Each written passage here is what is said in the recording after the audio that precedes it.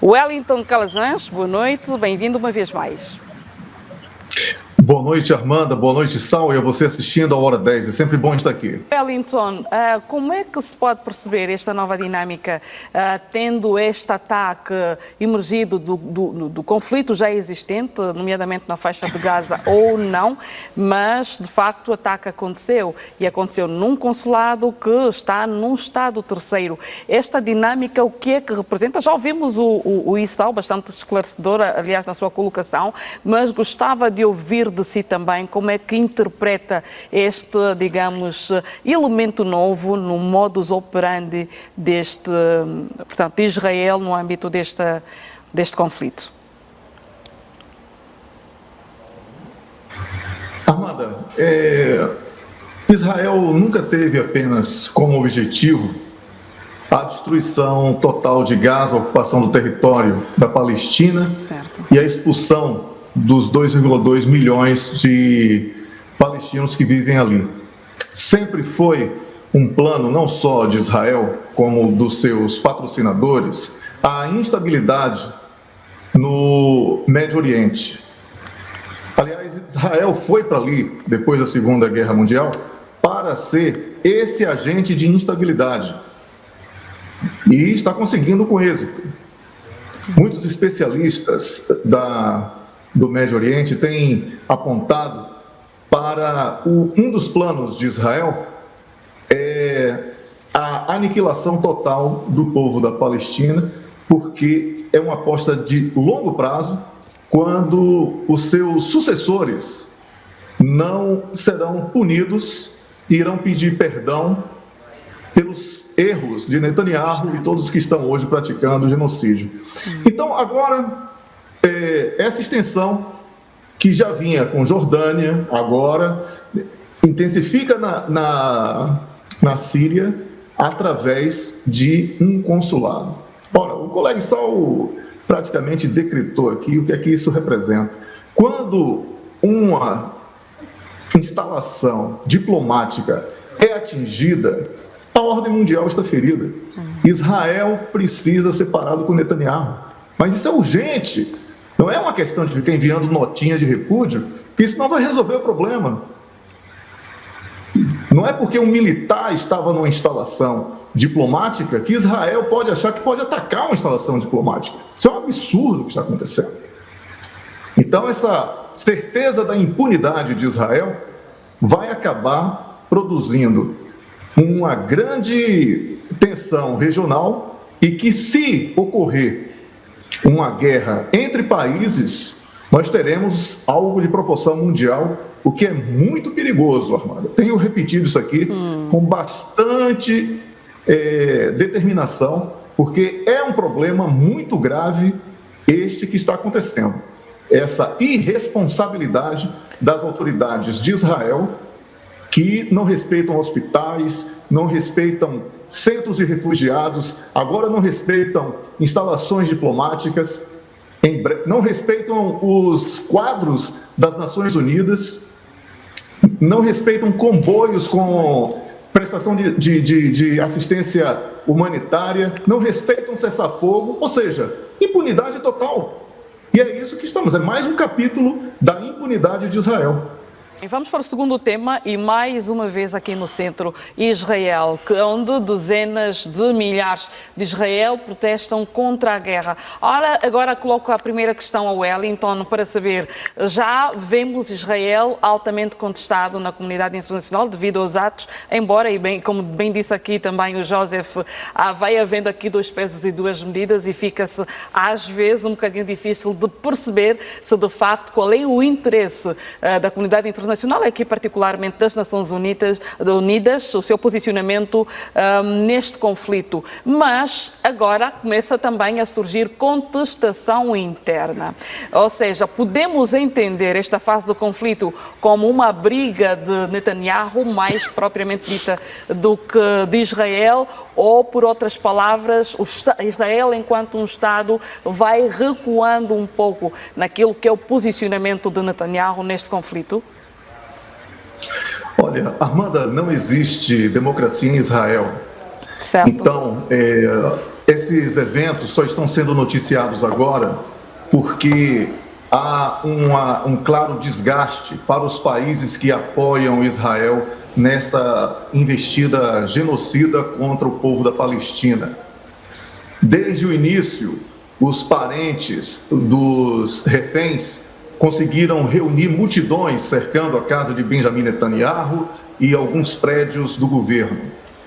Isso foi sufocado pela imprensa e somente através das redes sociais foi possível receber essas notícias. Hoje, os órgãos de comunicação, que em muito contribuíram para esse cenário de genocídio, tentam também descolar de tudo que está acontecendo, apresentando algo que não é novo.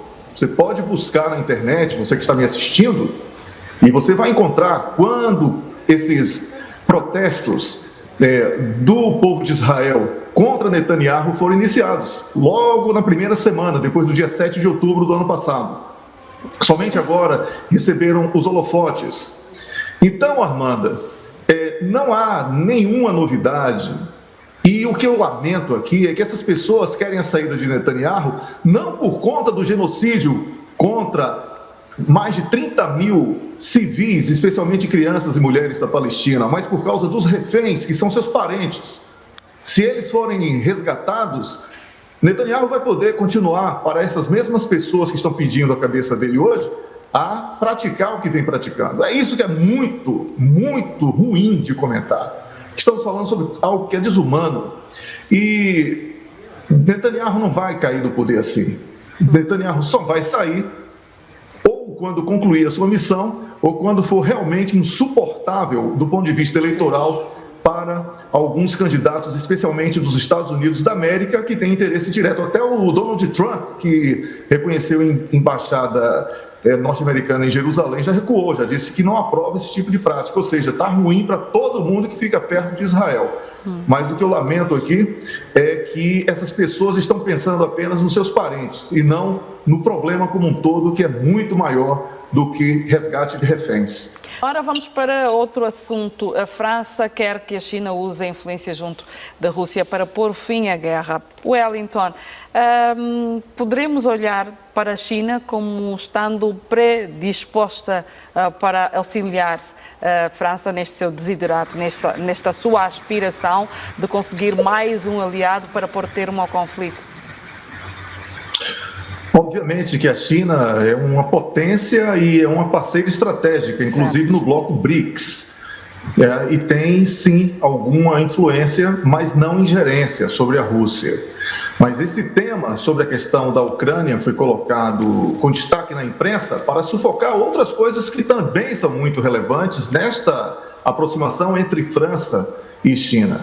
Observe, Armanda, que foram tratados questões muito intensas nas relações nos domínios da economia, comércio, agricultura, desenvolvimento verde e também na inteligência artificial. Além disso, a questão dos carros elétricos que os chineses estão dominando no mercado comum europeu, a França também dialogou sobre isso e a China promete parceria estratégica com a França também nesse domínio.